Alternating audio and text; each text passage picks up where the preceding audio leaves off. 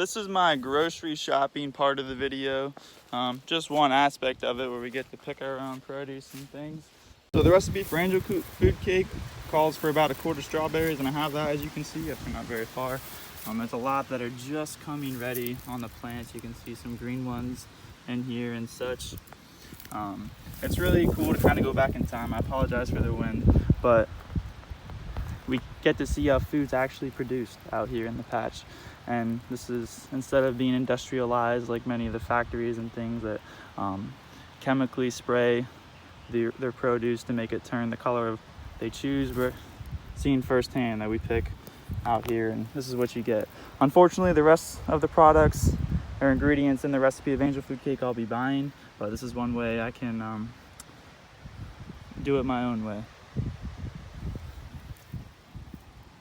Okay, so in the next few video clips, you'll see a hodgepodge of some of the different things I did while preparing the angel food cake. I didn't get every shot because it was kind of hard to. I was bouncing between tasks trying to mix, sift the flour, sift the sugar into it, measure things. So I tried to add most of the final product, what I added into the bowl before I beat the egg whites. But I apologize. There's certain things I definitely did miss on camera, but I tried my best to get it in as that part. So you'll see the majority of what happened in the final product at the end, but that's pretty much sums up my video, and thank you for watching.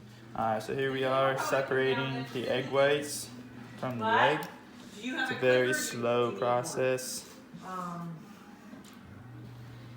Just going back and forth, getting it in there, because you can't use the yolk or else it ruins everything.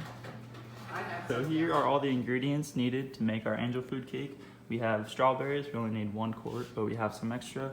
We have cream of tartar and vanilla extract. And we have sugar, which we'll need a little bit more than here, but we have 2 tablespoons measured out.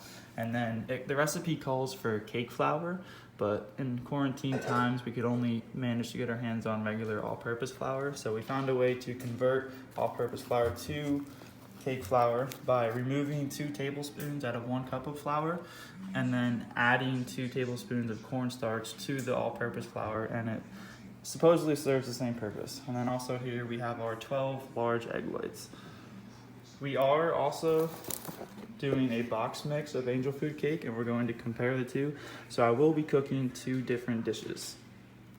So while preparing our scratch mix, since the box was obviously way easier, we threw it in first. Here's some progress, about 15 minutes in.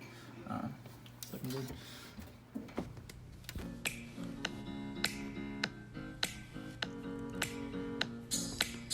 Cream of tartar and salt going into the egg whites, and then beating it.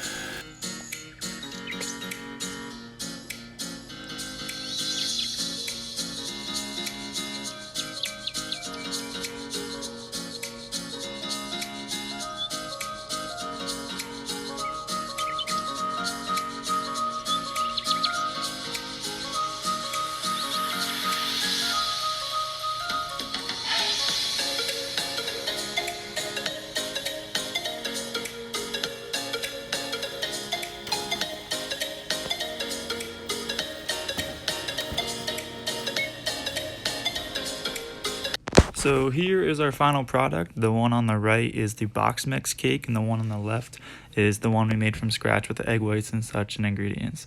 The one on the right was obviously a lot easier and it looks prettier, but by the time you break it up in the end, they look identical when you add strawberries and our homemade whipped cream that we added. But we did a similar test to when we listened to the Backstory podcast. Laura Shapiro did the same idea of tasting the box and cake mix and seeing which people like better. But we took it down to the family picnic, and the scratch mix was by far a favorite. But anyway, here we are adding the strawberries to each of them. You can see they look identical, but that pretty much wraps up our project. It was really fun to record, and we had a good time.